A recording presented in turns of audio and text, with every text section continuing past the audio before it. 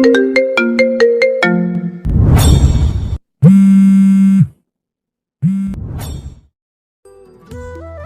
তুই কোথায়? ভার্সিটি আয়। শিবু ও তার গ্যাংয়ের কিছু লোক তোকে খুঁজছে আর তোকে ভাই ভাই বলছে। কিছুই মাথায় আসছে না। ওকে, আমি 30 মিনিটের মধ্যে আসছি।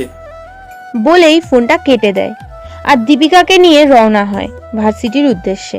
দীপিকার মুখে তো একটা কথাও নেই, বোবা মানুষের মতো শুধু হাঁ করে তাকিয়েছে সঞ্জয়ের দিকে। মুখটা বন্ধ করো, না হলে মাছি ঢুকবে মুখের মধ্যে। হাহা। তুমি কেন বলো তো? আমি কিছুই বুঝি না। তুমি এত সাহস পেলে কোথায়? ওদের সাথে মারামারি করলে দেখে তো মনে হয় একেবারে নিরীহ ছেলে। তুমি আমার কাছ থেকে কিছু লুকোচ্ছ। আরে বোকা নাকি? আমি তোমার কাছ থেকে কি লুকাবো বলো তো? আমি তেমন কেউ না, একজন সাধারণ মানুষ মাত্র। আরে 8-10টা মানুষের মতোই। আরে তখন কি যেন হলো, মাথা ঠিক ছিল না। মেয়েদেরকে যদি কেউ ইপটিজিং করে তাহলে মাথা তার ছিঁড়ে যায়। বুঝেছি পাগল, তুমি একটা। বলেই মাথাটায় একটা ধাক্কা দেয় দীপিকা। আর কোনো কথা হয় না। রিকশায় করে আসছিল, মাঝে 3 ইঞ্চি ফাঁকা জায়গা। ভার্সিটি পৌঁছে জয়ের কাছে চলে যায় সঞ্জয়। জয়, কি হয়েছে বলতো? আমার সাথে চল। জয় সঞ্জয়কে নিয়ে শিবুর কাছে চলে যায়। শিবু সঞ্জয়ের হাতে একটা কার্ড ধরিয়ে দেয়। ভাই, কালকে আমার বোনের জন্মদিন, সেখানে আপনার আমন্ত্রণ রইল, আসবেন কিন্তু ভাই। আপনি আসলে অনেক খুশি হব ভাই। আমি তো একা যেতে পারবো না, আমার প্রাণপ্রিয় ভাই আরও 3 বন্ধু আছে, ওদেরকে ছাড়া কখনো কোথাও আমি যেতে পারবো না। ভাই, আপনি আপনার সব ফ্রেন্ডের নিয়ে আসেন। আচ্ছা ঠিক আছে, চেষ্টা করে দেখব। ভাই আসবেন কিন্তু। ভাই আসি এখন। আচ্ছা যাব। তারপর শিবু ওখান থেকে চলে গেল। সঞ্জয়ের একটা রুমের ভিতর বসে কথা বলছিল। শিবু যাওয়ার পরে সুমিত, জয়, বিষ্ণু, সোমদীপ 4 জন রুমের ভিতরে চলে আসে। ভাই, তোদের জন্য নিমন্ত্রণ আছে, যাবি তো? নিমন্ত্রণ খাবো পরে, আগে বল শিবু এসেছিল কেন? আরে জয়, শিবু নিমন্ত্রণ করতে এসেছিল। এই তোরে নিমন্ত্রণ দিতে আসবে কেন? তখন পাশ থেকে সোমদীপ বলল, সত্যি করে বল, তোর পরিচয় কি? আমাদের কাছ থেকে কি লুকাচ্ছিস? আরে ভাই, সেদিন রেস্টুরেন্টে বলেছিলাম না ওর কাকা বড় পুলিশ অফিসার, তাই ওর সাথে বন্ধুত্ব করতে এসেছিল। বুঝিস না কেন? হ্যাঁ, সুমিতের কথা শুনে একটু মুক্ত হলাম। ওরা যা প্রশ্ন করা শুরু করেছিল, ভাবছিলাম আজকে হয়তো ধরা খেয়ে যাব, কিন্তু সুমিত আমাকে বাঁচিয়ে দিল। এই, তোরা সবাই যাবি তো? তোরা না গেলে আমিও যাব না। তখন জয় বলল, দেখ সঞ্জয়, কতদিন মজা করা হয়নি, আমরা সবাই যাব, অনেক মজা হবে। ওকে, তাহলে কালকে সন্ধ্যায় রেডি থাকিস। ওদের সাথে আরো কিছুক্ষণ মজা করলো। ওদের সাথে আড্ডা দিয়ে বাইরে শহীদ মিনারের কাছে গিয়ে বসলো সঞ্জয়। অমনি পিছন থেকে দীপিকা সঞ্জয়ের পিঠে একটা ধাক্কা দিয়ে, কিরে হ্যাবলাকান্ত, এখানে একা একা বসে কি করো? ওই, তোমাকে না বলেছি আমাকে হ্যাবলাকান্ত বলবে না। আমি তোমাকে হ্যাবলাকান্ত বললাম, কি করবে শুনি? আমি তোমাকে কিস করবে? এই যে গাল পেতে দিলাম, করো করো। দীপিকার কথা শুনে তো সঞ্জয় মঙ্গল গ্রহে চলে গেল। মেয়ে বলে কি? দূর চাই, মীরা শয়তানের দিদা হয়, তা আজ বুঝলাম। কি বললে? আমি শয়তানের দিদা? তাহলে তুমি শয়তানের দাদু, বেয়াদবের হাড্ডি, গাজর, মূলা, শসা। আরো কতগুলো সবজির নাম বললো। এই, আমি যদি গাজর, মূলো, শসা হই, তাহলে তুমি লাল মরিচ, কালো মরিচ, মোটা মরিচ, বেটে মরিচ। কি বাজার ছেলে বলে কি? আমি মোটেও মরিচ না, এমনিতেও আমার মরিচে অ্যালার্জি। আমাকে মরিচ বলা? দাঁড়াও দেখাচ্ছি। সঞ্জয় কি আর ওখানে থাকে? এক দৌড়, সঞ্জয়কে আর কে পায়। দীপিকাও সঞ্জয়ের পিছনে পিছনে দৌড়াচ্ছে, কিন্তু ধরতে পারে না। ওই, তোমাকে কি আর পাবো না?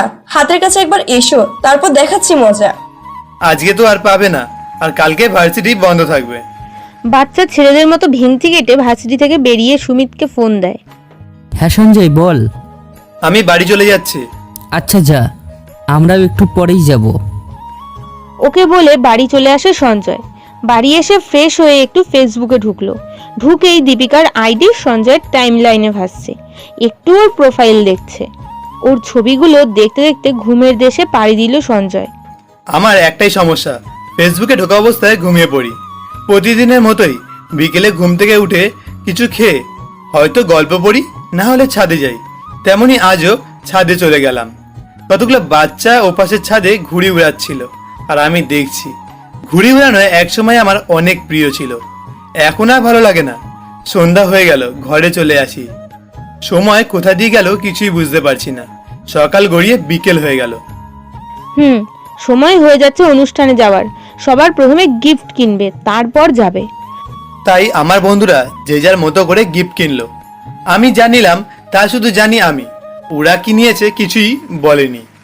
আমি কিনলাম অনেকগুলো চকলেট, একগুচ্ছ ফুলের তোড়া আর একটা পায়ের নুপুর দেখে পছন্দ হয়ে গেছিল, সেটাও কিনে নিয়েছে ওর জন্য। জন্মদিনে কি গিফট দিতে হয় সেটা আমার জানা নেই, তাই ঠিক মতো করে কিছু নিতে পারলাম না।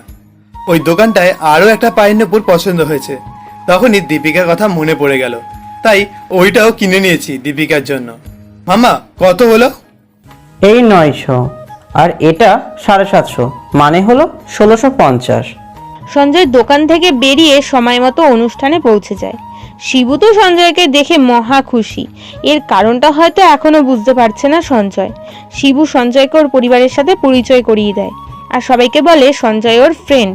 অবশ্য সঞ্জয়ই ওকে এই কথাটা বলতে বলেছিল। বিষ্ণু, জয়, সোমদীপ ওরা কোথায়? ওদেরকে খুঁজতে খুঁজে দেখি ওরা নাচানাচি করছে সবার সাথে, আর সুমিতকে খুঁজে পাচ্ছি না। আলাদাভাবে সুমিতকে দেখি রূপার সাথে দাঁড়িয়ে কথা বলছে। রূপা নাকি শিবুর বোনের বান্ধবী, তাই এখানে এসেছে। সঞ্জয়ের সবার মাঝে খুব একা একা লাগছিল, তাই একপাশে দাঁড়িয়ে সবার ফুর্তি করা দেখছিল। তখনই কোথা থেকে একটা মেয়ে এসে, হাই ভাইয়া, কেমন আছেন?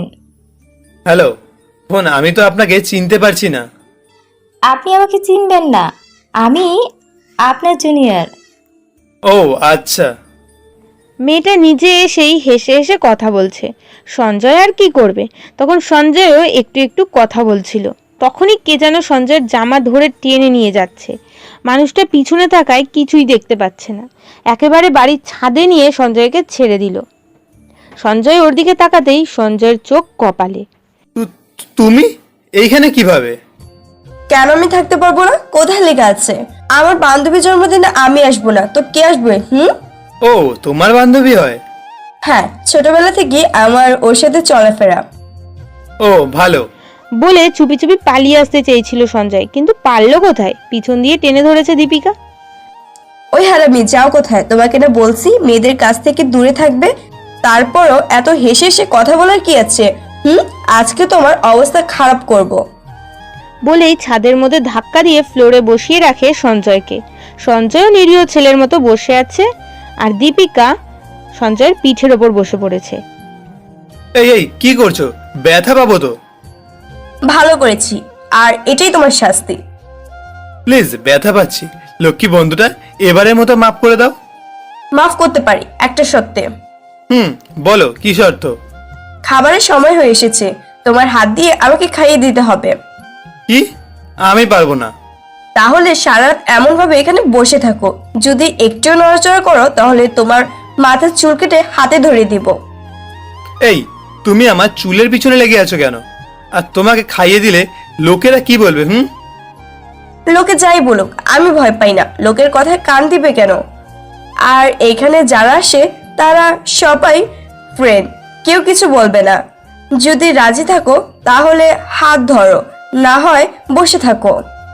সঞ্জয় মনে মনে ভাবতে লাগলো, পাগলি মেয়েটাকে সারা রাত এখানেই বসে থাকতে হবে, তার চাইতে 10 মিনিট খাইয়ে দিলে প্রবলেম হবে না। তাই ওর হাতটা ধরি, আর দীপিকা যেন আকাশ হাতে পাওয়ার মতো খুশি হয়েছে। দীপিকার সাথে যত মিশেছে সঞ্জয় তত ওর মায়ায় জড়িয়ে পড়েছে। দীপিকাকে নিয়ে নিচে নেমে এলো। সবাই খাবার খেতে বসেছে, সঞ্জয়রাও বসলো। খাবার সামনে আসলে প্রথমে দীপিকা সঞ্জয়ের দিকে ফিরে হাঁ করে আছে, ওর মুখে খাবার তুলে দেওয়ার জন্য। সঞ্জয়েরও একটু ফাজলামো না করলে হয় না। প্রথম 2 বার ওর মুখের কাছে খাবার নিয়েও আবার ফিরিয়ে এনেছে। এখন দীপিকার চোখ দুটো রাগে লাল হয়ে গেছে। সঞ্জয় বুঝে যায়, না এখন আর ফাজলামো করলে চলবে না, তাই খাওয়ানো শুরু করলো। দীপিকা বাচ্চা মেয়ের মতো খাবার খাচ্ছে। সঞ্জয় শুধু ওকে খাইয়ে যাচ্ছে আর ও খেয়ে যাচ্ছে। এই, তুমি খাবে না? শুধু আমাকেই তো খাইয়ে দিচ্ছ। আমি পরে খাবো, তুমি খাও আগে। না, আমি খাইয়ে দিই।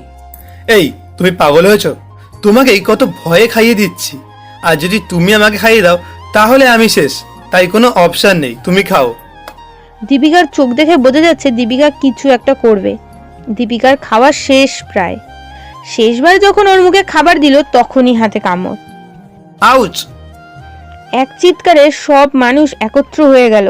সবাই বলাবলি করতেছে কি হয়েছে। সঞ্জয় হাতের দিকে চেয়ে দেখে হাত দিয়ে রক্ত বের হচ্ছে। সবাই মিলে হাতে ব্যান্ডেজ করে দিল। এই রাক্ষসী মেয়ে, তুমি এটা কি করলে? এখন খাবো কিভাবে? কেন? আমি আছি না, আমি খাইয়ে দেব। থাক, হয়েছে, আর খাইয়ে দিতে লাগবে না, রাতে আর খাওয়া হবে না। বলে ওখান থেকে চলে আসতে যাবে তখনই দীপিকা সঞ্জয়কে টান দিয়ে চেয়ারে বসিয়ে, সরি, আমি বুঝতে পারিনি। হয়েছে, আর ঢং করতে হবে না। আচ্ছা, করবো না। এখন লক্ষ্মী ছেলের মতন হা করো, খাইয়ে দিচ্ছি। আর কথা না বাড়িয়ে খাইয়ে দিল সঞ্জয়কে।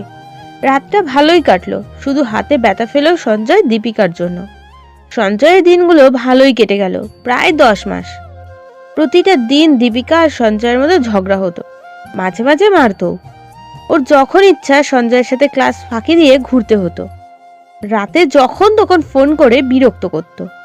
সেদিন তো রাত 12:30-এর সময় বাড়ির সামনে চলে এসেছিল। দীপিকার নাকি সঞ্জয়কে দেখতে ইচ্ছা করছিল, তাই চলে এসেছে। এই, তুমি এত রাতে এখানে কেন? আমার যখন ইচ্ছে তখন আসবো, আমি ডাকলেই তুমি আসবে, আর না আসলে তোমার খবর হবে। প্লিজ আজকে যাও, অনেক রাত হয়েছে, সবাই দেখলে কি বলবে? প্লিজ আজকে যাও। অনেক কষ্ট করে ওকে ওই দিন বাড়ি পাঠিয়েছে, যে কেউ দেখলেই ভাববে সঞ্জয়রা প্রেম করছে। কিন্তু না, সঞ্জয় শুধু ফ্রেন্ড। কিন্তু দীপিকা কিভাবে সেটা সঞ্জয় জানে না। সকালে ঘুম থেকে উঠে ফ্রেশ হয়ে ভার্সিটিতে যাওয়ার জন্য রেডি হচ্ছে, তখনই দীপিকার ফোন। হ্যাবলাকান্ত, কি করো?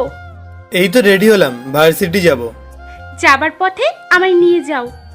হ্যাঁ মহারানী, আপনাকে তো নিয়ে যেতেই হবে, না নিয়ে গেলে তো আর আপনার হাতের মার খেতে পারবো না। আজ ভার্সিটিতে সবাই একটা সিদ্ধান্ত নিয়েছি, তাতে তোমারও থাকতে হবে। কি সিদ্ধান্ত শুনি? এখন না, আগে ভার্সিটিতে আসো, তারপর। ঠিক আছে, এখন রাখি। বলেই ফোনটা কেটে দিল। মাথায় আসছে না কি সিদ্ধান্ত নিয়েছে ওরা। আর বেশি চিন্তাও করেনি, কারণ ভার্সিটি গেলেই বুঝতে পারবে। তাই চলল ভার্সিটি। মাঝপথে দীপিকাকেও সাথে নিয়ে নিল। ভার্সিটি পৌঁছে দেখে তাদের ব্যাচের সবাই এক জায়গায়। সঞ্জয় আর দীপিকাও ওদের সাথে মিশে গেল। সবাই মিলে নাকি সিদ্ধান্ত গ্রহণ করে রেখেছে, বাংলাদেশের বাইরে ঘুরতে যাবে। বাংলাদেশের প্রায়ই ওদের ঘুরে বেড়ানো হয়ে গেছে, শুধু বাংলাদেশের বাইরে বাকি। জায়গাটাও নাকি ঠিক করা হয়ে গেছে। প্রথমে শিলিগুড়ি, তারপর একেবারে চেন্নাই যাবে। শিলিগুড়ির নাম শুনেই মনের মধ্যে কামড় দিয়ে উঠল সঞ্জয়ের। সঞ্জয়ের সাথে সাথে অমত জানালো। বলছি শিলিগুড়িতে দেখার মতো কিচ্ছু নেই, চেন্নাই যাব, না হলে পুরী চলো, না হলে সুন্দরবন, এইসব জায়গা অনেক সুন্দর। তা রেখে কি? আমার কথা শুনে সবাই হাহা করে হাসতে শুরু করলো। সবাই একসাথে বলল যে ওইসব জায়গায় আগে কতবার ঘুরেছে তা গুনে রাখা যায়নি, আর আমাদের মধ্যে কেউই শিলিগুড়ি যায়নি, তাই শিলিগুড়ি যেতে হবে। ওখানে সবাই একই কথা, তাই আমার কথা চলবে না, তাই আমি যাব না বলে দিয়েছি। তখনই, ওই যাবি না মানে? তুইও আমাদের সাথেই যাবি। তুই আমাদের সাথে যাবি, এটাই ফাইনাল। হ্যাঁ সঞ্জয়, এটাই ফাইনাল, আর একটাও কথা বলবি না। তখন আমি সুমিতের দিকে তাকাই। সুমিত ইশারা দিয়ে বলল যে কিচ্ছু হবে না, কিছু না কিছু একটা ব্যবস্থা করে ফেলবে। আমি সুমিতকে নিয়ে পাশে গেলাম। সুমিত, এটা কি হলো? শিলিগুড়ি কেন? তুই জানিস না? আরে বলো, তোকে যদি কেউ দেখে তাহলে প্রবলেম, আর যদি কেউ তোকে নাই চিনতে পারে তাহলে কিসের টেনশন? আর তোর প্রতিশোধও নিয়ে আসবো একসাথে। সুমিতের কথায় আমি আরও শক্তি আর সাহস একসাথে পেলাম। ওর মতো কেউ ভরসা দিলে সব কিছুই সহজ। আর সাহস, শক্তি, বুদ্ধি সবই তো আমার কাছে আছে, তবুও কারোর একটা সাপোর্ট দরকার ছিল আমার। আমি রাজি হয়ে যাই যাওয়ার জন্য। মেঘা, আমি আসছি তোমার কাছে। দেখবে না আমায়? আমার জন্য অপেক্ষা করো, আগামীকালই যাওয়া হবে। এত তাড়াতাড়ি হবে তা ভাবতেও পারিনি। ওদের মাথায় ভূত চেপেছে, গাড়িও ঠিক করা হয়ে গেছে, ওরা যে কি করে বোঝা মুশকিল। সবার কাছ থেকে বিদায় নিয়ে বাড়ি চলে আসে সঞ্জয় আর সুমিত। অনেক কাজ আজ। সঞ্জয় সব কিছু রেডি করলো। সুমিতও সব ঠিক করে রাখলো। কাজ করতে করতে ক্লান্ত হয়ে পড়েছে, তাই তাড়াতাড়ি ঘুমিয়ে পড়লো ওরা। সকাল 7টা বাজলে গাড়ি আসবে, তাই 5টা বাজে ঘুম থেকে উঠে যায় সঞ্জয়। একা একা উঠতে পারি না, উঠানোর জন্য দীপিকা তো আছেই। সকাল সকাল ফোনের রিংটোনে ঘুম ভাঙে। ফোনটা ধরার সাথে সাথে কেটে দিল। হয়তো কথা বলার মুড নেই দীপিকার। আমার মেঘাও ঠিক এমনটাই ছিল।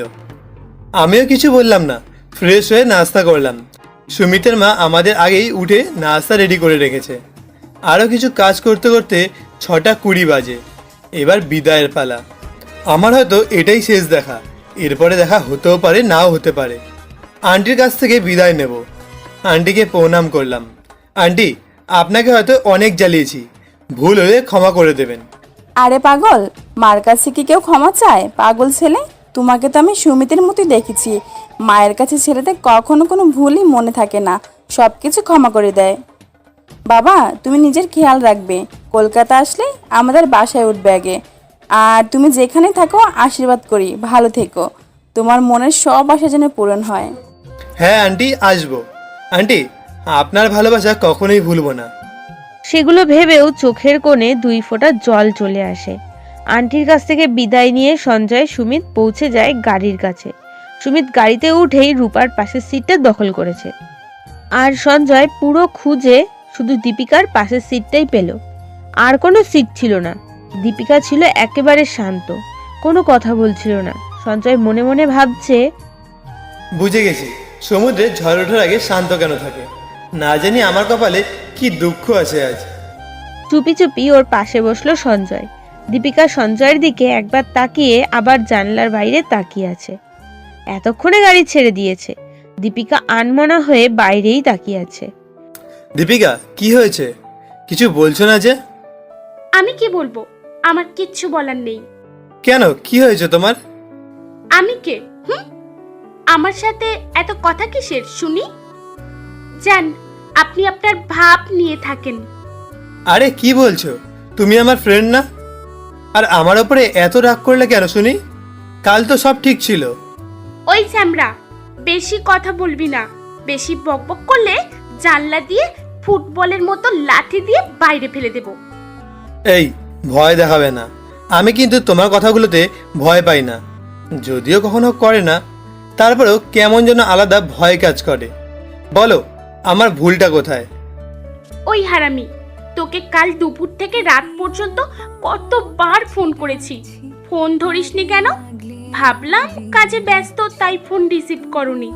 আবার ভাবলাম রাতে ফ্রি হয়ে আমাকে ফোন করবে, না তাও করলে না। কাল সারা রাত জেগেছিলাম তোমার ফোনের আশায়। একদম কথা বলবে না আমার সাথে। লক্ষ্মী দীপিকা, রাগ করে না। কথা নেই। সঞ্জয় ব্যাগ থেকে কতগুলো ললিপপ বের করে ওর হাতে দেয়। ললিপপ পেয়ে তো অনেক খুশি, কিন্তু রাগ এখনো কমেনি। আচ্ছা বাবা, কি করলে তোমার রাগ ভাঙবে? এদিকে একটু চেপে বসো। সঞ্জয় ওর দিকে একটু চেপে বসলো।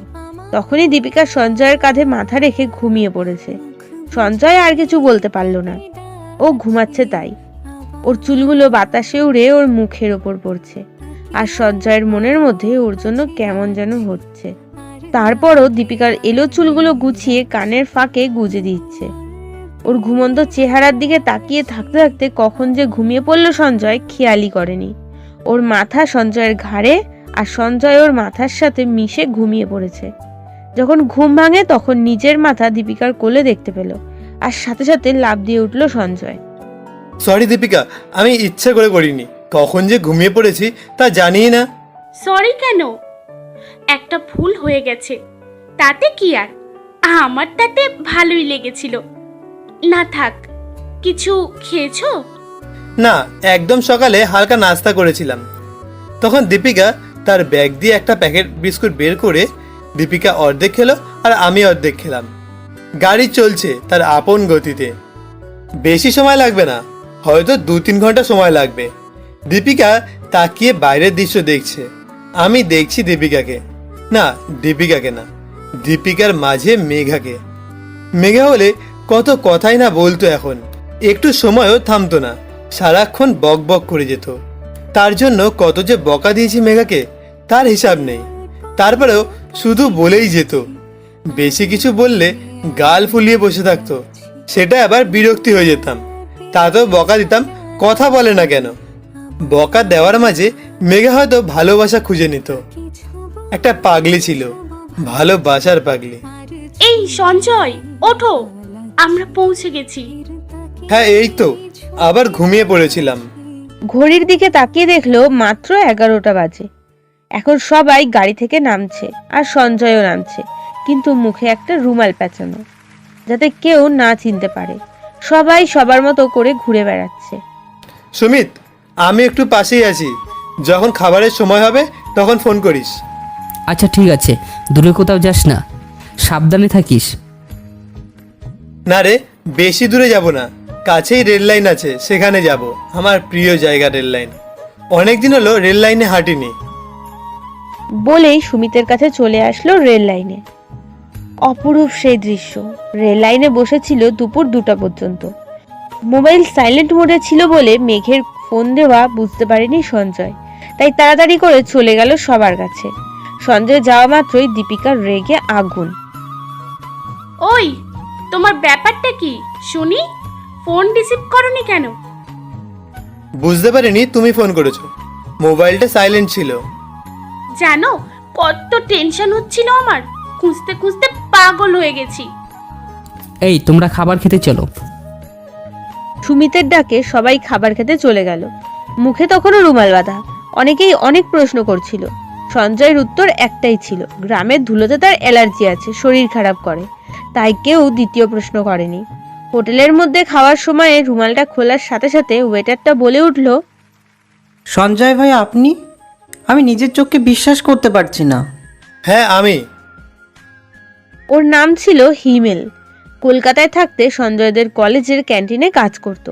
হিমেল সঞ্জয়কে জড়িয়ে ধরে কান্না করছে। ভাই এতদিন কোথায় ছিলেন? ওরা সবাই বলা বলি করছিল আপনি নাকি। সঞ্জয় হিমেলের মুখ চেপে ধরে, তারপর ওকে একটু সাইডে নিয়ে যায়। এই হিমেল, একদম চুপ। কি করছিস? ওরা সবাই আমার ব্যাপারে কিচ্ছু জানে না, আর এই ব্যাপারে একদম কথা বলবি না। আচ্ছা ভাই। জানেন ভাই, ওরা সবাই আপনার জায়গা দখল করতে চেয়েছিল, কিন্তু পারেনি। তারপরে ওরা সবাইকে অনেক নির্যাতন করে। যারা যারা চাঁদা না দেয় তাদের দোকান বাড়ি সব ভাঙচুর করে। আমি চলে এসেছি না, সব ঠিক করে ফেলবো দেখিস। আর আমি যে কলকাতায় এসেছি কারো কাছে বলবি না। আচ্ছা ভাই। তোর ক্যান্টিনের চাকরির কি হলো? ভাই আপনি চলে যাওয়ার পরে আমি আপনার কথা বলায় আমাকে বের করে দিয়েছে, তবু ওদের কথা আমি কখনোই বিশ্বাস করিনি। আচ্ছা, আমি সব ঠিক করে দেবো, তুই আবার ক্যান্টিনে কাজ করবি। তোকে যখন ফোন করব তখন কলকাতায় চলে আসিস। আর শোন, এখানে যারা আছে তারা যদি তোকে কিছু বলে তাহলে বলবি তুই আমার ভার্সিটিতে কাজ করতিস, তখন থেকেই আমাকে চিনিস। আর বলবি অনেকদিন হলো দেখিসনি, তাই একটু আবেগী হয়ে পড়েছিস। আচ্ছা ভাই। আমি ওর কাছ থেকে চলে এসে খাওয়ায় মন দিলাম। অনেকেই আমার দিকে তাকিয়ে আছে, কারণ মুখ দিয়ে খাবার উঠছে না, শুধু আমি তৃপ্তি সহকারে খাচ্ছি। দীপিকা তখনই হিমেলকে ডাক দিল, এই ছেলে, এদিকে আসো। আমি? হ্যাঁ তুমি। হ্যাঁ বলেন দিদি। তুমি সঞ্জয়কে দীপ্ত বললে কেন, আর ওকে জড়িয়ে ধরলে কেন? দীপিকা হয়তো ভাবছে একজন ওয়েটার হয়ে সঞ্জয়কে জড়িয়ে ধরলো, এটা কেমন। ভাইয়াকে অনেকদিন ধরে দেখিনি তো, তাই একটু আবেগী হয়ে পড়েছিলাম। আর ভাইয়ার নাম তো দীপ্তই। সরি দিদি, ভাইয়াকে জড়িয়ে ধরার জন্য কিছু মনে করেছেন, তাহলে ক্ষমা করে দেবেন। আরে না, কিছু মনে করব কেন? তখন দীপিকা সঞ্জয়ের দিকে চোখ বড় বড় করে তাকিয়ে, এই তোমার সম্পূর্ণ নাম কি? কে শোনে কার কথা? সঞ্জয় তো খেয়েই যাচ্ছে। দীপিকা 3-4 বার জিজ্ঞেস করে, সঞ্জয় উত্তর দেয়নি। তখন দীপিকা হিমেলের কাছেই জিজ্ঞেস করলো, এই তোমার সম্পূর্ণ নাম কি? হিমেলের গলা শুকিয়ে যাচ্ছে দেখেই বোঝা যাচ্ছে। তারপর হিমেল সঞ্জয়ের দিকে তাকায়। সঞ্জয় কিছুই বলেনি। হ্যাঁ দিদি, ভাইয়ার ভালো নাম দীপ্ত। আচ্ছা ঠিক আছে, তুমি এখন যাও। হিমেল চলে যাওয়ার পরে দীপিকা বসে পড়ে আর সঞ্জয়ের দিকে তাকিয়ে আছে এক ভয়ঙ্কর দৃষ্টিতে। এই তুমি এভাবে চেয়ে থাকলে আমার পেট খারাপ করবে তো? করুক তোমার পেট খারাপ, আগে বলো, তুমি আমাদের কাছ থেকে নিজেকে কেন লুকাচ্ছ বারবার? প্লিজ বলো, তুমি কে? সময় হলে সব জানতে পারবে। এখন খেতে দাও তো, আর তুমিও খাওয়া শেষ করো। সবাই চুপচাপ খাওয়াতে মন দিয়েছে। ভালোই হচ্ছে খাওয়াটা। খাবারটা এত ভালো হয়েছে যে খাওয়া শেষ করে এখন কেউ নড়তে চড়তে পারছে না। সবারই একই অবস্থা। সবাই একটু রেস্ট নিয়ে বিকেল 4টে বাজে গাড়িতে ওঠে। এবার গাড়িতে উঠে আগেই জয়ের পাশে বসে সঞ্জয়। দীপিকার পাশে বসলে না জানি কি করবে। দীপিকা গাড়িতে উঠে যখন দেখে সঞ্জয় জয়ের সাথে বসে আছে, সাথে সাথে জয়ের কলার ধরে বলে, ওই জয়দা, তুই সঞ্জয়ের সাথে বলিসনি কেন? জানিস না ওর সাথে আমি বসবো? দীপিকা দিদি, আপনার সঞ্জয়ই আমার সাথে এসে বসেছে, আমি কি করব? আচ্ছা বুঝেছি। জয়দা, যাও আমার সিটে গিয়ে বসো, আমি এখানে বসবো। জয় আর কোনো কথা বলতে পারে না। চুপচাপ ভদ্র ছেলের মতো দীপিকার সিটে গিয়ে বসে। আর দীপিকা সঞ্জয়ের পাশে। গাড়িও ছেড়ে দিয়েছে। সঞ্জয় এবার জানলার পাশে বসে আছে। বাইরের দিকে তাকিয়ে মন ভরে নিজের শহরের অপরূপ দৃশ্য দেখছে। আর দীপিকা অবাক হয়ে দেখছে সঞ্জয়কে। ওর মনে ঠিক এইটাই চলছে। বুঝতে পারছে সঞ্জয় যে সঞ্জয় কে, ওদের কাছ থেকে কি লুকোচ্ছে। ওকে দেখে বড় বড় মস্তানও ভয় পেয়ে গেল কেন? এই দীপ্ত। ওই খবরদার, দীপ্ত নামে ডাকবে না। দীপ্ত ডাকলে কি হয়েছে? দীপ্ত নামটাও তো কত সুন্দর। সুন্দর? তুমি দীপ্ত নামে ডাকবে না। আচ্ছা বাবা, দীপ্ত নামে ডাকবো না। গুড। দীপিকা তখন সঞ্জয়কে দুটো ললিপপ দেয়। এই নাও, এগুলো খাও। আর একটা কথা বলো তো। কি বলবো বলো। তুমি আমাদের থেকে কি লুকাচ্ছ বলো তো? ঘুষ দিয়ে কথা বার করার চেষ্টা করছো? বললাম তো, সময় হলে নিজেই বলে দেব। প্লিজ এখন বলো। না। I love you. কি? I love you. শুনতে পাও না? কানে কম শোনো নাকি? এটা কখনোই সম্ভব না। তুমি বন্ধু ছিলে, বন্ধুই থাকবে, এর বেশি কিছু ভাবতে পারবো না। দেখো সঞ্জয়, আমি তোমাকে ভালোবেসে ফেলেছি। এখন এখান থেকে ফিরে যেতে পারবো না। প্লিজ আমাকে ফিরিয়ে দিও না। আমার ভালোবাসাটা অ্যাকসেপ্ট করো। একবার বলছি, কানে শুনতে পাওনি নাকি? কানে কম শোনো। আমার জীবনে আর কেউ আসতে পারবে না। তুমি আমার বন্ধু ছিলে, বন্ধুই থাকবে। বলেই ওর পাশ থেকে উঠে একেবারে পিছনের একটা সিটে গিয়ে বসলো সঞ্জয়। মনটা খারাপই হয়ে গেল সঞ্জয়ের। দীপিকা এটা কি ভাবলো ভেবেই নিজেকে বিশ্বাস করতে পারছে না।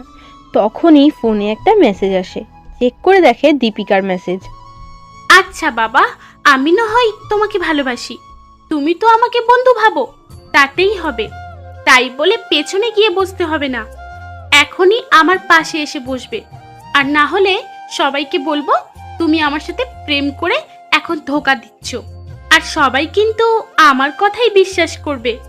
তারাও ভাবছে আমরা প্রেম করি। এখনই আসবে 30 সেকেন্ডের মধ্যে। আরে বা, কেমন মেয়ে রে বাবা, বন্ধুত্ব করেও ঝামেলায় পড়লাম। হায় রে, সবই আমার কপাল। তাই দেরি না করে দীপিকার পাশে গিয়ে বসলাম। দীপিকাও কিছু বলল না। দীপিকা ঘুমিয়ে পড়েছে। না, সঞ্জয়ের কাঁধে এখন মাথা রাখেনি, জানলার সাথে মাথা রেখে ঘুমাচ্ছে। সঞ্জয় খেয়াল করে দেখলো গাড়ির সাথে ওর মাথাটা একটু পর পর ঝাঁকুনি লাগছে। তাতে কিছুটা হলেও ব্যথা পাচ্ছে দীপিকা। তাই সঞ্জয় ওর মাথাটা নিজের কাঁধের ওপর নিয়ে আসে। আর মনে মনে ভাবছে, ওকে ভালোবাসতে পারবো না ঠিকই, কিন্তু ও যে কষ্ট পাবে তাও সহ্য করতে পারবো না। প্রায় রাত 2টো বাজে ওদের পৌঁছাতে। গাড়ি থেকে নেমেই সঞ্জয় মুখে রুমাল দিয়ে ঢেকে ফেলে। এত রাতে কেউ না চিনলেও তবুও ঢেকে রেখেছে। সবাই মিলে 9টা হোটেল খুঁজেও রুম পেল না থাকার জন্য। শেষ হোটেলটা। এটাতে সঞ্জয় সবাইকে প্রথমে নিয়ে যেতে চায়নি, কিন্তু পরিস্থিতির চাপে উপায় নেই, তাই এটাই শেষ উপায়। সুমিত কথা বলছিল ম্যানেজারের সাথে। অনেকক্ষণ কথা বলার পরও একটাও রুম পেল না। সব নাকি অনলাইনে বুকিং হয়ে গেছে। সবার মুখেই হতাশার ছাপ। তখনই সঞ্জয় মনীষ সাহেব ডাকটা শুনে সবাই মাঝ থেকে ফাঁকা হয়ে গেল। আর সবাই সঞ্জয়ের দিকে তাকিয়ে আছে। সঞ্জয় ধীরে ধীরে রুমালটা খুলে ফেলে। মনির সাহেব সঞ্জয়কে দেখে তার চেহারা দিয়ে ঘাম ঝরে যাচ্ছে। দৌড়ে এসেই, স্যার আপনি হ্যাঁ আমি। আপনি বেঁচে আছেন, এতদিন কোনো খোঁজ নিলেন না? আমার ইচ্ছা, আর আপনাকে জানানোর কোনো প্রয়োজন মনে করি না। স্যার রাগ করে আছেন আমার উপর? না, আমি রাগ করব কেন? আমাদের সবার জন্য 12টা রুম লাগবে। স্যার পুরো হোটেল খালি হয়ে যাবে, যদি একবার বলেন। পুরো খালি করার দরকার নেই, 12টা হলেই চলবে। আর আমার রুমের কি অবস্থা? থাকার মতো অবস্থায় আছে তো? না ওটাও ভাড়া দিয়ে দিয়েছিস? কি যে বলেন না স্যার, আপনার রুম ভাড়া দিতে পারি। আপনার রুম যেভাবে রেখে গেছিলেন সেভাবেই গোছানো আছে, পরিষ্কার করে রাখা আছে। গুড। দীপিকা, তোমরা মেয়েরা 6টা রুম নাও, আর সুমিত তোরা ছেলেরা 6টা রুমে যা, আমি আমার রুমে যাব। তোমার রুম মানে? তোমার রুম কি আলাদা? হ্যাঁ আলাদা, স্পেশাল, যেখানে অন্য কেউ যেতে পারে না আমি ছাড়া। তুমি কে যে তুমি ছাড়া ওখানে যেতে পারবে না? সঞ্জয় নিশ্চুপ হয়ে দাঁড়িয়ে আছে। কি হলো বলো। ম্যাডাম আমি বলছি। আচ্ছা বলুন। স্যার হচ্ছে এই হোটেলের মালিক। গত 1 বছর ধরে স্যারের কোনো খবর না পাওয়ায় আমি দেখাশোনা করছি। এমন দেখাশোনাই করেছিস যে হোটেলের নামটাই চেঞ্জ। সরি স্যার, আসলে নাম আমি পাল্টাইনি, আপনার বন্ধু এসে পাল্টে গেছে।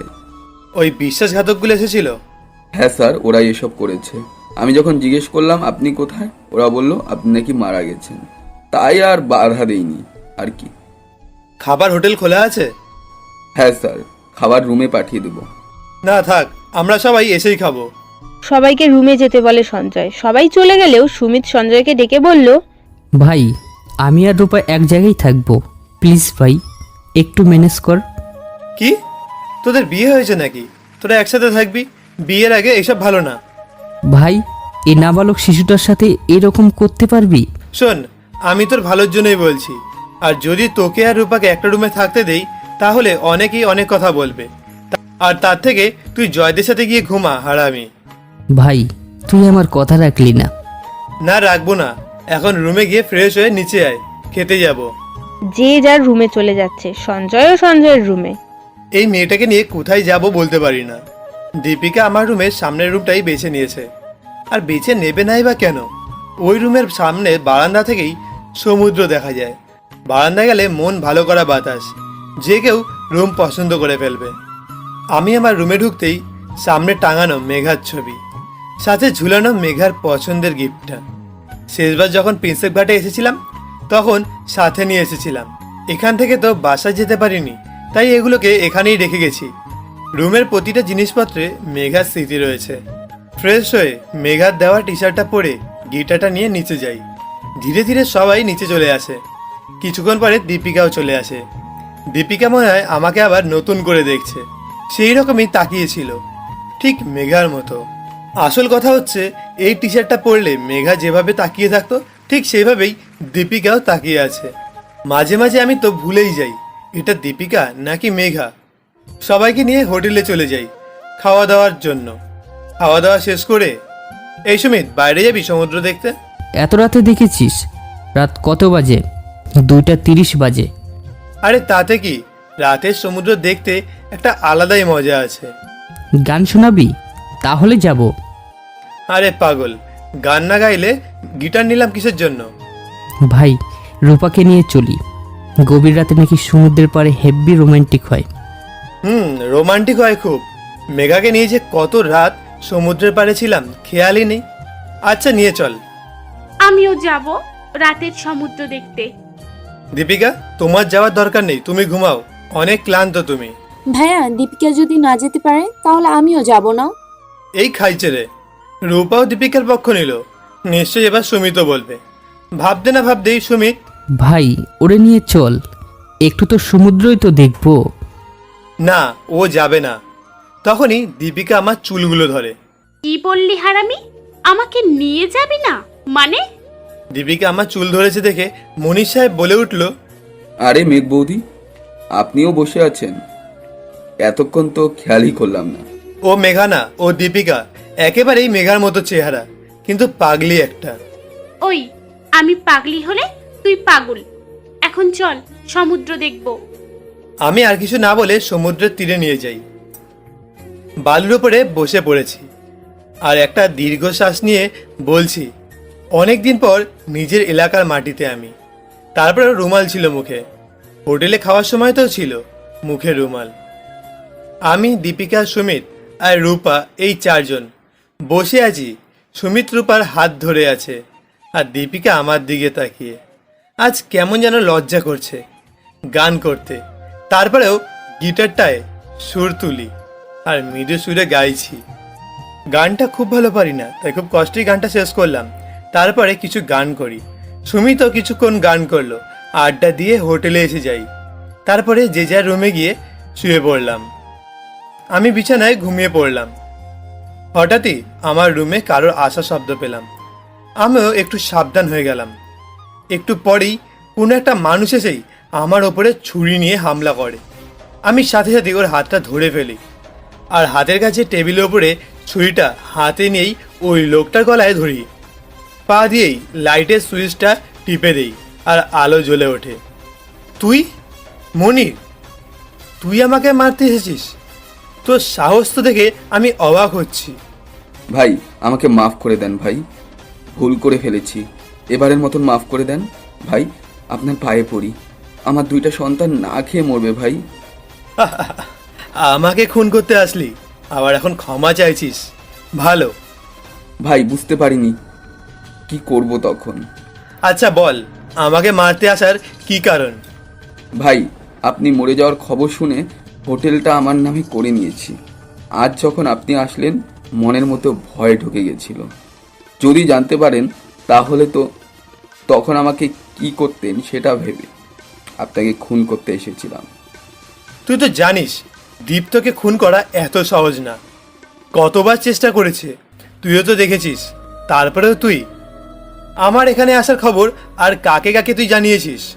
না ভাই, কাউকে বলিনি। বড় ভুল করে ফেললি। আমার ডিকশনারিতে তো সব কিছুর ক্ষমা আছে, কিন্তু বিশ্বাসঘাতকের কোনো ক্ষমা নেই। বলেই ছুরিটা দিয়ে মনিরের গলা থেকে নামিয়ে দিলাম। যা, আর কোনো বিশ্বাসঘাতকতা করতে পারবি না। আর তোর বউ সন্তান, তাদের নামেই এই হোটেলটা লিখে দেবো। তারা এটা দিয়েই বাকি জীবনটা চলে যেতে পারবে। তুই যদি চাইতিস বারণ করতাম না, তোকে লোভে ধরেছিল তাই সব খেতে চেয়েছিলি। এখন ওপরে গিয়ে ভোগ করিস টাকা পয়সা। মনির লাশটা সামনেই পড়েছিল। আমার সব কথাগুলো দীপিকা দরজার বাইরে দাঁড়িয়ে দাঁড়িয়ে শুনছিল। একটু পরেই ঢুকেই প্রথমেই আমার রুমের চারপাশটা ঠিক করে দেখে নিল। দেয়ালের চারপাশে মেঘার ছবি দিয়ে সাজানো। দীপিকা তখনও মনির লাশটা দেখতে পায়নি। দীপিকা শুধু মেঘার ছবির দিকে তাকিয়ে আছে। সঞ্জয়, এটা কি সত্যি কি মেঘ? মেঘা, কেন? না, আমি এই প্রথম মেঘকে দেখলাম, হুবহু আমার মতো। আমার বিশ্বাস হচ্ছে না। আমি ভাবতাম তুমি মিথ্যে বলছো, মেঘ মেঘ করে তুমি আমাকে পটানোর চেষ্টা করছিলে। এখন দেখলাম। দীপিকা হাঁ করে তাকিয়েছিল। আমি বললাম, হ্যাঁ, মেঘা আমার পৃথিবী ছিল। ওকে নিয়েই জীবন আর মরণ, মরণও ওকে নিয়েই। পাগলের মতো ভালোবেসেছি মেঘাকে, কিন্তু আমাদের এই ভালোবাসা বলতে যাব তখনই দীপিকা মনির লাশের ওপরে পা দিয়েই পুড়ে যায়। নিচে তাকিয়েই চিৎকার দেবে, ঠিক তখনই আমি ওর মুখটা চেপে ধরি। খুব ভয় পেয়েছে। কিছুক্ষণ ভয়ের মধ্যেই ছিল দীপিকা। তারপরে কথা বলা শুরু করলো। মনির সাহেবকে কে মারলো? আমি মেরেছি। কেন? তুমি মেরেছো কেন? আমার ডিকশনারিতে বিশ্বাসঘাতকের কোনো চান্স নেই, আর ও আমার সাথে বিশ্বাসঘাতকতা করেছে, তাই চিরদিনের জন্য ঘুম পাড়িয়ে দিলাম। তোমার একটুও হাত কাঁপলো না ওনাকে মারার সময়? মানুষ খুন করা আমার মুখের ফুয়ের মতো। ফু দিয়েই মানুষ খুন করে ফেলতে পারি, কোনো ব্যাপার না। দীপিকা ভয়ে গুটিয়ে দেয়ালের সাথে ঘেঁষে বসে পড়ল এক কোণে চুপটি করে, আর বলছে, তুমি কে? আমি? হ্যাঁ তুমি, তোমাকেই জিজ্ঞেস করছি। আমি মস্তান, দেশের নামকরা শীর্ষের মস্তানদের মধ্যে নাম্বার 1। কি? তুমি মস্তান? হাসালে। নাম দীপ্ত, ইজ দ্য ডন। আর কিছুই বললাম না। দীপিকা ভয়ে আরও কাঁপছে। আমি দীপিকার কাছে গিয়ে ওর মাথায় হাত দিয়ে, এই পাগলি, তোমার কিছু হবে না, ভয় পেও না, কিছুই করবো না তোমায়। সঞ্জয়, ওকে থামিয়ে দিয়ে, এখন থেকে সঞ্জয় না, দীপ্ত বলে ডাকবে। তুমি তো আমার পরিচয় জেনেই গেছো। দীপ্ত, তুমি বলছিলে তোমার সব কিছু বলবে, এখন বলো প্লিজ। দীপিকার এখন কিছুটা ভয় কমে গেছে, কিন্তু মনিরের লাশটা দেখে খুব ভয় পেয়েছে। আমি আর দীপিকা বারান্দায় চলে যাই, গিয়ে ফ্লোরে বসে পড়ি। তারপরে বলা শুরু করি, আমি একজন মধ্যবিত্ত ঘরের সন্তান। বাবা যে কাজ করে টাকা পায় তা দিয়ে আমাদের সংসারের খরচই লেগে যায়। বড় ভাই চাকরি খোঁজ করতে করতে হয়রান, আর আমি এইচএসসি পরীক্ষা দিয়ে ভালো রেজাল্টও পেলাম। যদি টাকা থাকতো তাহলে এই শহরের ভালো কলেজে পড়ার সুযোগ পেতাম হয়তো। তারপরেও ডিরোজিও বিশ্ববিদ্যালয়ে চান্স পেয়ে যাই, ভর্তি হয়ে যাই ভার্সিটিতে। শুরু হয় এক নতুন সংগ্রাম। প্রথমে রিক্সা দিয়েই শুরু করি। ভার্সিটির ক্লাস শেষ করে বিকেলে রিক্সা চালাতাম, আর রাত 8টার মধ্যেই মেসে চলে আসতাম। ভার্সিটির হোটেল খালি ছিল, কিন্তু এতেও কিছু টাকা ঘুষ খাওয়াতে হবে, তাই আমি হোটেলে সিট পেলাম না। সেদিন বিকেলেও ঠিক আগের মতোই রিক্সা নিয়ে বের হব, ঠিক তখনই আমার সাথে পড়া কিছু ছেলের সাথে দেখা হয়ে যায়। চেহারা চেনা, কিন্তু আমি ওদের নাম জানি না, ওরাও ঠিকই আমার নাম জানে না। ওরা আমাকে দেখেই একজন বলে উঠল, প্রিয় দীপ্ত, তুই রিক্সা চালাচ্ছিস? কি করব ভাই, মধ্যবিত্ত ঘরের ছেলে, বাবা পড়ালেখার খরচ দিতে পারবে না, তাই রিক্সা চালিয়েই পড়ালেখা খরচ চালাই আর কি। হাই রে পাগল, তাই বলে রিক্সা চালাতে হবে নাকি? আমরাও তো নিজের পড়াশোনার খরচ নিজেরা চালাই। 2-3টা টিউশনি কর, তাহলেই তো হয়।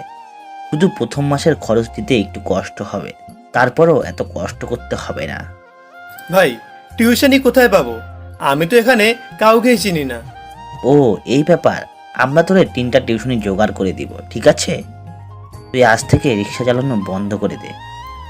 রিক্সা চালানো বন্ধ করে দিলে তাহলে তো না খেয়ে থাকতে হবে। ও পাগল নাকি? শোন, আজকে তো 28 তারিখ।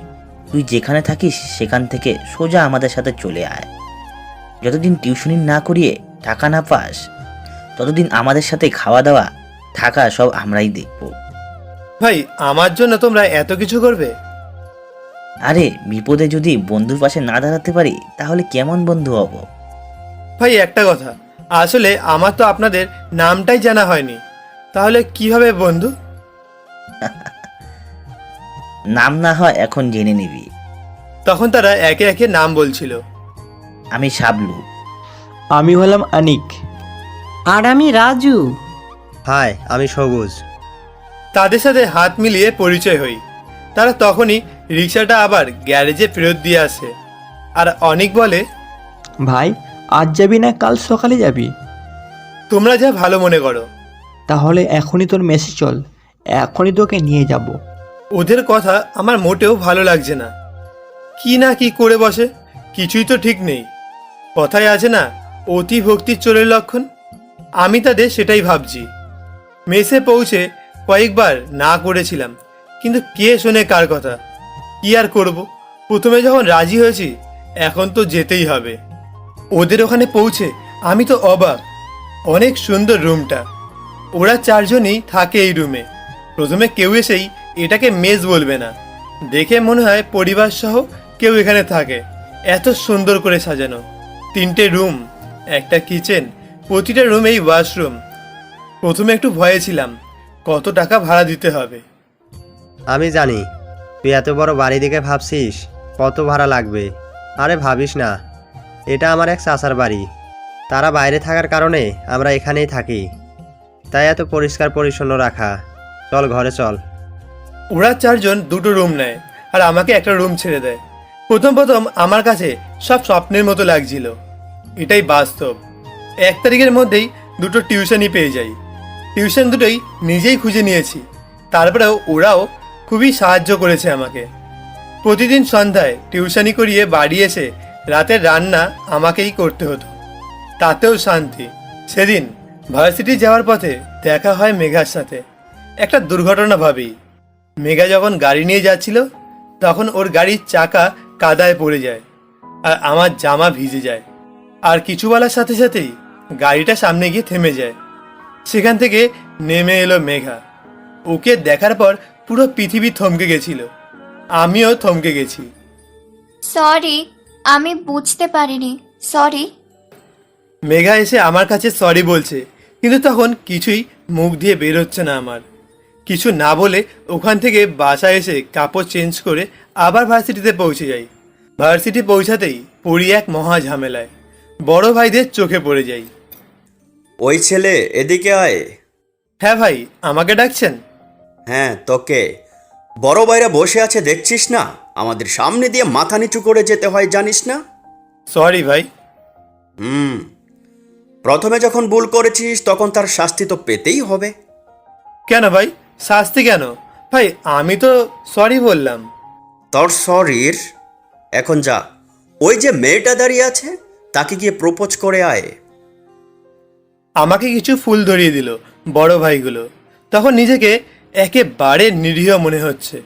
এই প্রথম কোনো মেয়ের কাছে ফুল নিয়ে যাচ্ছি। 1 মিনিটের পথ 15 মিনিটেও যেন শেষ হচ্ছিল না। সামনে যত যাচ্ছি আমার হার্টবিট তত বেড়ে যাচ্ছে, আর আমার হাত পা তো আমার সাথেই ছিল না। কাঁপাকাঁপিতে মরে যাওয়ার পালা। বড় ভাইদের দিকে তাকিয়ে বুকটা ভরার সাহস নিয়ে মেয়েটার পিছন থেকে ডাক দিলাম। মেয়েটা ঘুরতেই তো আমি চমকে যাই, এ তো মেঘা। এই যে মিস্টার, আমাকে ডাকলেন কেন? কাঁপা কাঁপা হাতে চোখের ইশারা দিয়ে বড় ভাইদেরকে দেখিয়ে বললাম, সরি, আমি এখন র্যাগিংয়ের মধ্যে, প্লিজ কিছু বলবেন না। খুব আস্তে আস্তে বললাম। ওকে। মেঘা তখন আমাকে কিছু না বলে ওখান থেকে চলে যায়। আমার বুকে একটু সাহস বাড়লো। বড় ভাইদের সামনে বুক ফুলিয়ে গেলাম। আরে তোর তো হেব্বি সাহস, কি স্টাইল! এই কিনা ওর সামনে গেলি?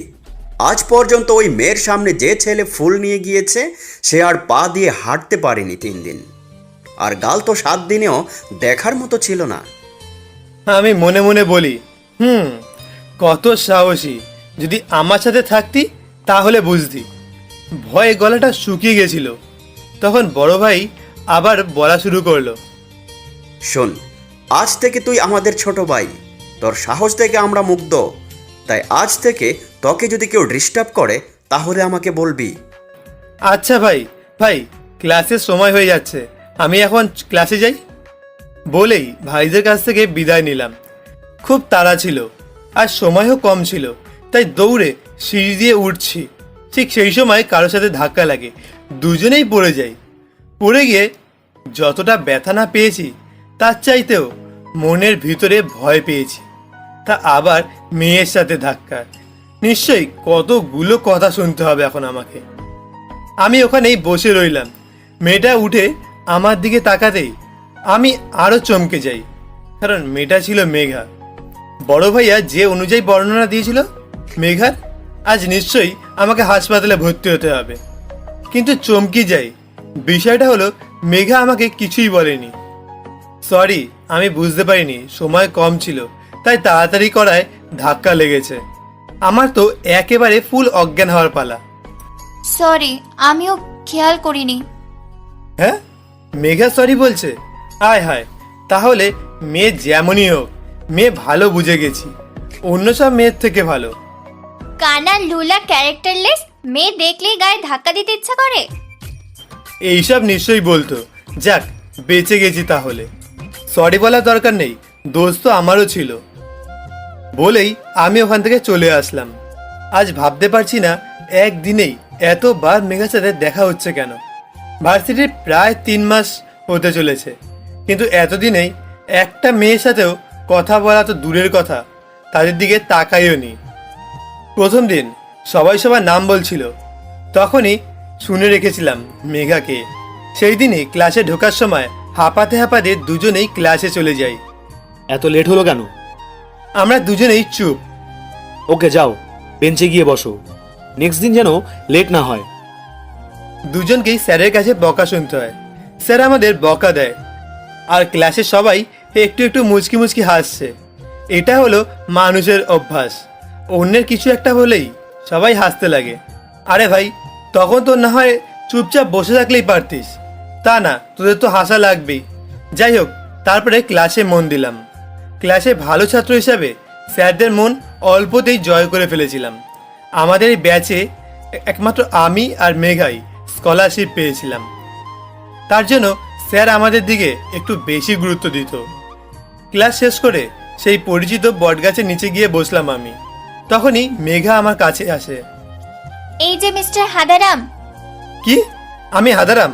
আমি মোটেও হাদারাম না। আমাকে কি হাদারামের মতো দেখতে?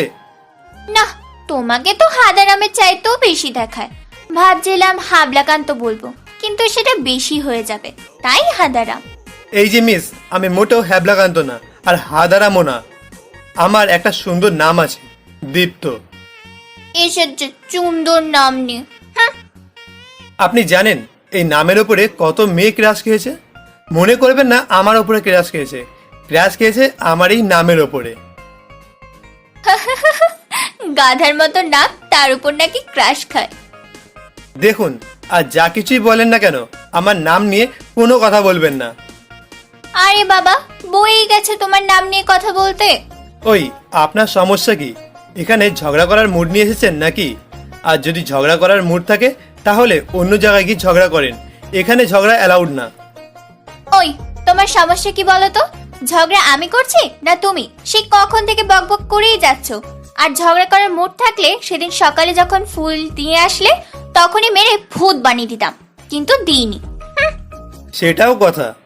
মনের মধ্যে হালকা ভয় নিয়ে কথাটা একটু কমিয়ে দিলাম আর বললাম, তাহলে এখানে আসলেন কেন? আর এসেই তো ঝগড়া শুরু করলেন।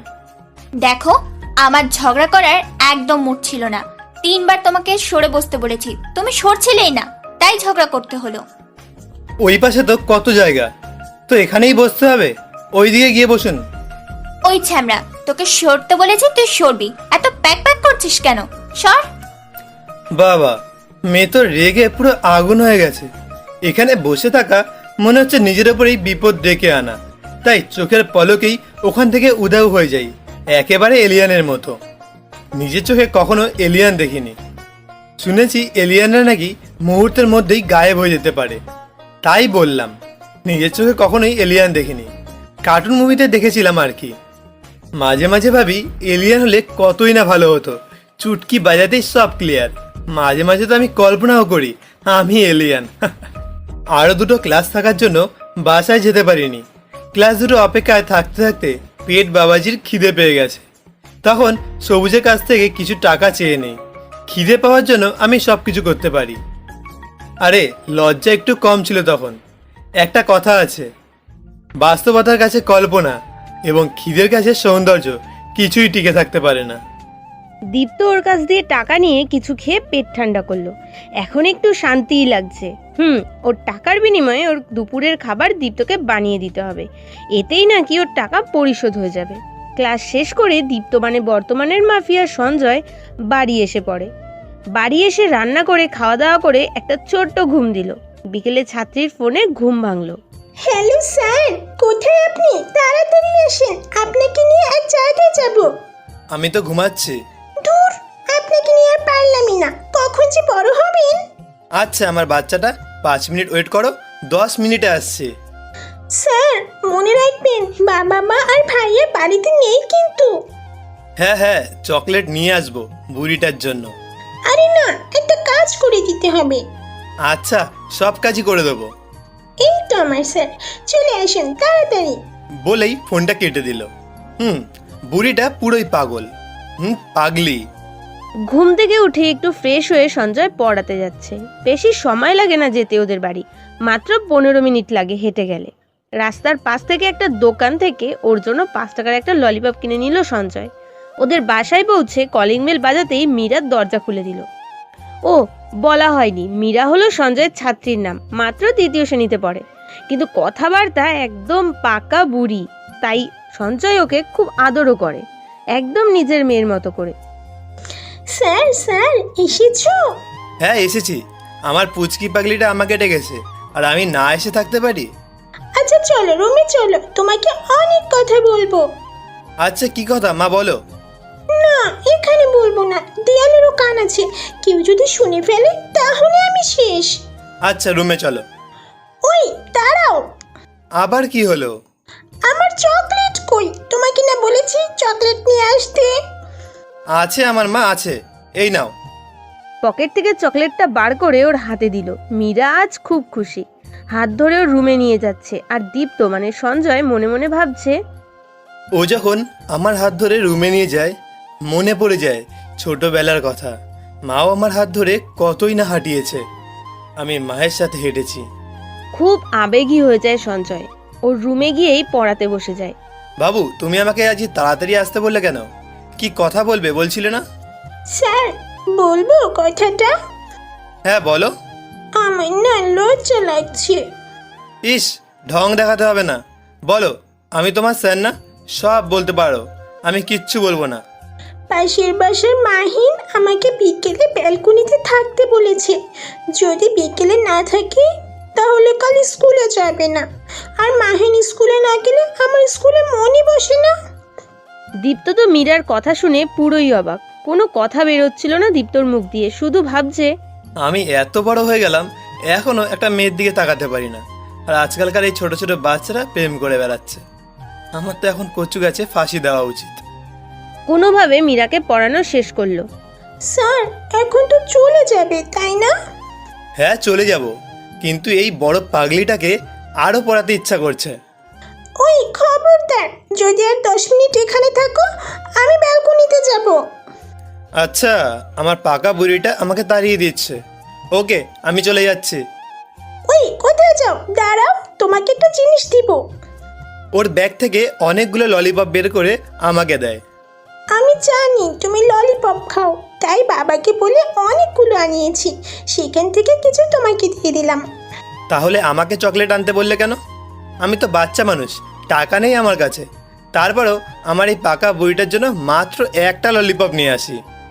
আরে বোকা স্যার, বুঝি না, তোমার ললিপপ খেতে মজা লাগে।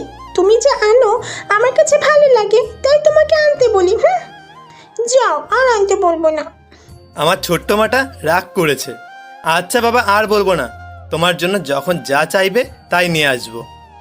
এই তো আমার লক্ষ্মী স্যার। তারপর সঞ্জয় মীরাদের বাড়ি থেকে বেরিয়ে পড়ে। দীপ্ত কানে ইয়ারফোন দিয়ে স্যাড সং শুনছে। তখনই কোনো একটা মেয়ে ওর সামনে এসেই হোঁচট খেয়ে পড়ে যেতে লাগলো। দেরি না করেই কোমরের মধ্যে হাত দিয়ে ধরে ফেললো দীপ্ত। ইস, কি মুহূর্তই না ছিল।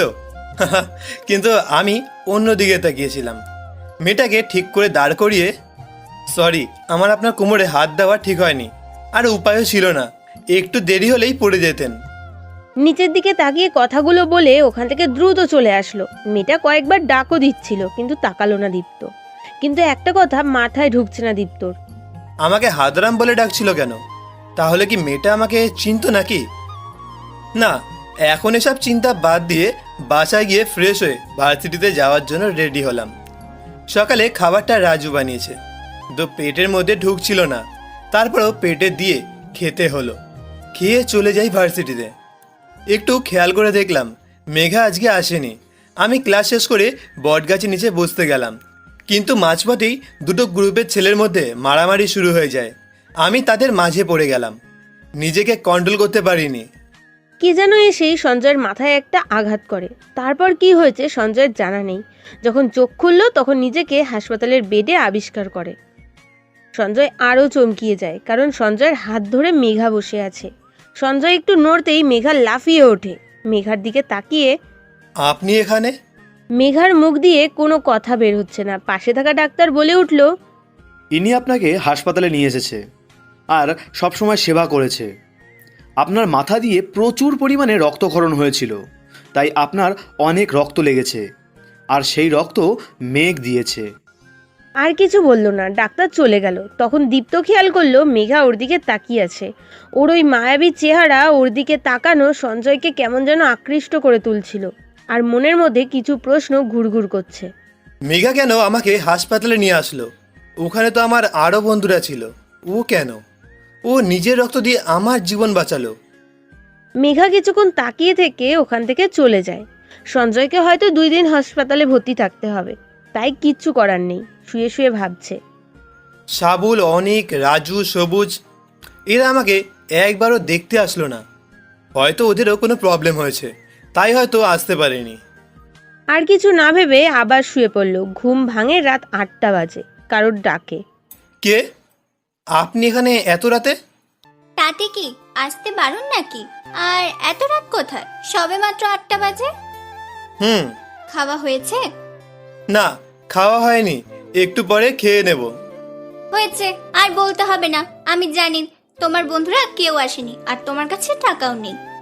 কথা বলতে বলতে মেঘা ওর ব্যাগ থেকে একটা টিফিন বাক্স বের করে আর ঢাকনাটা খুলে দিয়ে দীপ্তর হাতে ধরিয়ে দেয়।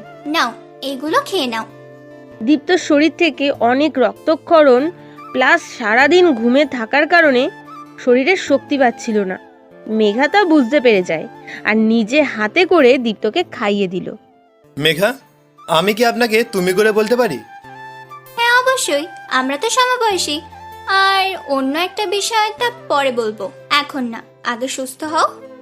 আচ্ছা, তুমি আমার সেবা করছো কেন? আমি তো তোমার কেউ নই। কেন? কেউ হলেই কি সেবা করতে পারবো? তাছাড়া কি করা যায় না? না, সেটা না। কোথায় তুমি আর কোথায় আমি? আর সেই তুমি যদি আমার সেবা করো, কেমন দেখায়, তাই না? ওই এত বকবক না করে চুপচাপ ভদ্র ছেলের মতো খাওয়া শেষ করো। ওর রাগি চোখটা দেখলেই ভয় সৃষ্টি হয়ে যায় এক অদ্ভুত কারণেই। মেঘা আমাকে খাইয়ে চলে যায়, আমি ওষুধ খেয়ে ঘুমিয়ে থাকি। এক অজানা কারণে ঘুম আসছিল না, শুধু মেঘার মুখটা চোখের সামনে ভেসে উঠছে। 2 দিন হাসপাতালে ছিলাম, আর এই 2 দিন সকাল দুপুর রাতের খাবার মেঘা নিজের হাতেই বানিয়ে নিয়ে আসতো আর খাইয়েও দিত। এর মাঝে মীরা এবং ওর আম্মু আমাকে দেখতে এসেছিল। মীরাকে আমার এই জন্য ভালো লাগতো, সব সময় আমার খোঁজ নিত, মিষ্টি মিষ্টি কথা বলতো। ছোট বাচ্চা, আমার খুব ভালো লাগে, তাই মীরাকে আদর করে দিতাম। 2 দিন পরে যখন বাড়ি যাই তখন শুনতে পারি বাড়ি ছেড়ে দিতে হবে, কারণ সবুজের কাকা চলে এসেছে। তাই কি করব এখন? আমি ওদের কাছ থেকে 7 দিন সময় চেয়ে নেই। এই 7 দিনে একটা বাড়ি খুঁজে নিতে হবে, তাই কিছুটা সুস্থ থাকায় বাড়ি খুঁজছি। অনেকগুলো বাড়ি পেয়েছিলাম, কিন্তু ব্যাচেলার বলে কেউ বাড়ি ভাড়া দিতে চাইলো না। কিছুই মাথায় আসছিল না। তখন মীরাদের বাড়ির চিলে কোঠাটার কথা মনে পড়ে গেল। তারা ওটার জন্য একটা মানুষ খুঁজছিল। আমি চলে যাই, তারা আর না করতে পারলো না। সব কথাবার্তা হয়ে গেল, আমিও ওখানে উঠে যাই। আমারও ভালো হয়েছে, ওদের সাথে থাকলে পড়ালেখা একটু কম হতো। এখন নিরিবিলিতে পড়ালেখাটাও ভালোভাবেই করতে পারবো। একটু সুস্থ হয়ে ভার্সিটিতে যাই। মেঘা অনেকবারই খোঁজ নিতে চেয়েছিল, কিন্তু বাড়ি চেঞ্জ করার জন্য সে আর খোঁজ নিতে পারেনি। ভার্সিটিতে যাওয়ার সাথে সাথেই মেঘা আমাকে ধরে। এই দীপ্ত, তোমার খবর কি? বাড়ি চেঞ্জ করেছো, একটুও তো বললেও না। জানো কতবার খোঁজ নিয়েছি? তাড়াতাড়ি করতে গিয়ে ভুলে গেছিলাম। ওহ, নিজেকে ভুলে যাওনি তো? নিজেকে ভুললে কি মানুষ মানুষ থাকে? সে তো পাগল হয়ে যায়। হ্যাঁ বুঝেছি, পাগল শিখাতে হবে না। চলো। কোথায় যাব? ঘুরতে যাব। আমার ক্লাস আছে, আমি যেতে পারবো না, তুমি যাও। একদিন ক্লাস না করলে মহাভারত অশুদ্ধ হয়ে যাবে না, ওকে? আচ্ছা চলো। মেঘা তখন আমাকে একটা গাড়িতে চড়ালো আর ও চড়লো। মেঘা নিজে ড্রাইভ করবে। প্রথমে একটু ভয় পেয়েছিলাম, যখন চালানো শুরু করে তখন ভয়টা কেটে যায়। আমি মেঘার পাশে আর মেঘা ড্রাইভিং সিটে। তখন একটা আলাদাই ফিলিংস কাজ করছিল। বাইরে ঠান্ডা পরিবেশ, হালকা মৃদু বাতাস, জানলার ফাঁক দিয়ে আসা বাতাস মেঘার চুলগুলোকে দোল দিয়ে যাচ্ছে। আমার জীবনের প্রথম সবচেয়ে রোমান্টিক মুহূর্ত ছিল তখন। সুন্দর কিছু দেখছিলাম, মাঝে মাঝে লক্ষ্য করছিলাম মেঘা লুকিং গ্লাস দিয়ে আমার দিকে তাকিয়ে আছে। এই এমন ভাবে তাকাচ্ছ কেন? কই? আমি দেখেছি। তার মানে তুমিও আমার দিকে তাকিয়েছিলে। কথা বলতে বলতে গাড়িটা একটা পার্কের সামনে এসে থামে। কিছুটা সময় পার্কের ভিড়ের মধ্যেই দুজনে কাটিয়ে একটা নির্জন জায়গায় চলে যাই। দুজনে পাশাপাশি হাঁটছি। জানি না তখন কি কাজ করছিল আমার মনে। সব কিছুই ভালো লাগছিল। পুরো পৃথিবীটা একটা ফুলের বাগান মনে হচ্ছিল।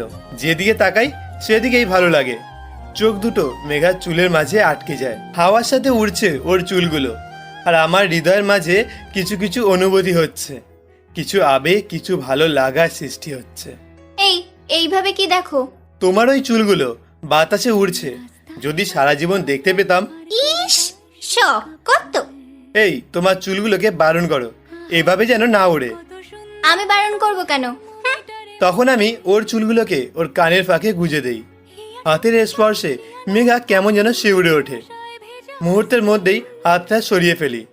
তারপরে মেঘা আমাকে একটা রেস্টুরেন্টে নিয়ে যায়। রেস্টুরেন্টটা দেখে আমার গলার জল শুকিয়ে গিয়েছিল। এখানে যদি খাওয়া হয় তার বিল দিতে হলে আমার পুরো মাসের বেতন দিয়ে দিতে হবে। একটু আমোদ জানালাম, কিন্তু মেঘা শুনলো না। ভিতরে নিয়ে অনেকগুলো খাবার অর্ডার করলো। আমি তো ভয়ে খেতেই পারছিলাম না। পেটের মধ্যে খুব কষ্ট করে কিছুটা ঢোকালাম। পরে বলল এটা নাকি মেঘার বাবা ওর নামে কিনেছিল, মানে মেঘার রেস্টুরেন্ট। তা শুনে কিছুটা ভয় কাটলো।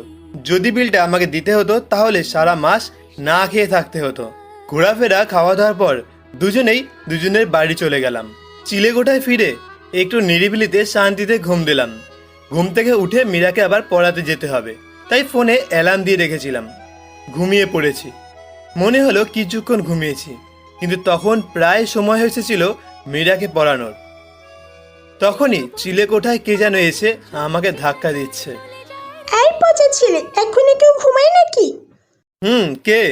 এই, আমি তোমার জম মীরা। বলেই আমার পেটের ওপরে বসে পড়লো। ও পাকা বুড়িটা তুমি? এই দেখো, শুধু পাকা বুড়ি বললে হবে না। ছেলেটা কিচ্ছু বুঝি না। বাড়িতে অতিথি এসেছে, কোথায় একটু বসতে দেবে, তারপর একটু শরবত নাস্তা নিয়ে আসবে, তা না করে কি সুন্দর করে ঘুমাচ্ছে। আমার বুড়িটা কি আমার অতিথি? এটা তো তোমারই বাড়ি, সব কিছুই তোমার, তাই সব কিছু তুমি করে নেবে। তোমাকে কোথায় বসতে দেবো? তুমি তো আমার বুকের ওপরেই উঠে বসে আছো। হয়েছে, এখন ঘুম থেকে ওঠো, আমাকে পড়াতে হবে না, বাচ্চা ছেলে। ওলে আমার পাকা বুলিলে। বলেই মীরাকে খাটের ওপরে বসিয়ে আমি ফ্রেশ হয়ে মীরাকে পড়াতে গেলাম। পাকা বুড়িটা সবসময় আমার চোখের মনি হয়ে থাকে। ছোট বোনের মতোই আদর করি মীরাকে। আমার শান্ত নীরব দিনগুলো এখন সুখের রাজ্য হয়ে গেছে মীরা এবং মেঘা এর কারণেই। মেঘা এসেছে আমার মনের রাজ্যের রানী হয়ে। নিজের অজান্তেই মেঘাকে ভালোবেসে ফেলেছি। এখন নিত্যদিনের রুটিন, ভার্সিটির ক্লাস ফাঁকি দিয়ে মেঘার সাথে আড্ডা, ঘোরাঘুরি করা, বিভিন্ন সময় ফুচকা আইসক্রিম খাওয়া, নিরিবিলিতে রাস্তায় হাঁটা। কিন্তু মনের কথা বলতে এখনও পারিনি। প্রায় 3 মাস কেটে যায়। প্রতিদিনের মতোই সেদিনও মেঘার সাথে আড্ডা দিয়ে বাড়ি চলে আসি। বাড়ি এসে দেখি মীরা আমার খাটের ওপরে বসে আছে, রাগী চেহারা নিয়ে। গালগুলো লাল হয়ে আছে। সুন্দর গাল দুটো রেগে লাল টমেটো হয়ে গেছে। এখনই বোম ফাটবে মনে হচ্ছে। আমার মীরা পাগলি, কি হয়েছে বলো তো? এই, তুমি আমার সাথে কথা বলবে না, তুমি পচা, একটুও ভালো নেই তোমার জন্য। যা, পাগলিটা রাগ করে আছে কেন বলো তো? আজ আমার জন্মদিন, তোমার একটুও মনে নেই, একটা বড় উইশ করনি। যাও, তোমার সাথে কথা নেই। আমার বুড়ি পাগলিটা চোখ বোঝো তো। মীরা দুহাত দিয়ে চোখটা ঢাকলো। ওর জন্য কিনে আনা একটা পুতুল ঠিক মীরার মতোই, আর এক বক্স চকলেট। মা আমার এবার চোখ খোলো। মীরা চোখ খুলেই আমার হাত থেকে চকলেট পুতুল নিয়ে নেয় আর আমার গালে একটা চুমু দেয়। এই তো লক্ষ্মী ছিলে, আজকে আমার সাথে থাকতে হবে তোমার। আচ্ছা পাগলি, থাকবো তোমার সাথে। মীরা চলে যায়। আমি ফ্রেশ হয়ে মীরাদের বাড়িতে চলে যাই। আরও জন্মদিনে অনুষ্ঠান, তাই তাড়াতাড়ি করে যাই, কারণ মীরা আমাকে ছাড়া কিছুই বোঝে না। এই তো আমার ছোট ছেলে এসে পড়েছে। মীরার কাছে যেতেই মীরা আমার কাঁধে উঠে বসে, নামতেই চায় না পাগলি। রাত 11:30 পর্যন্ত সবাই হই হুল্লোড় করে কাটিয়েছে। সবাই চলে যাচ্ছে, আমিও যাব। হঠাৎ মীরা কান্না করছে। মীরা আমার সাথেই ঘুমাবে আজ। বাবা মায়ের একমাত্র মেয়ে মীরা।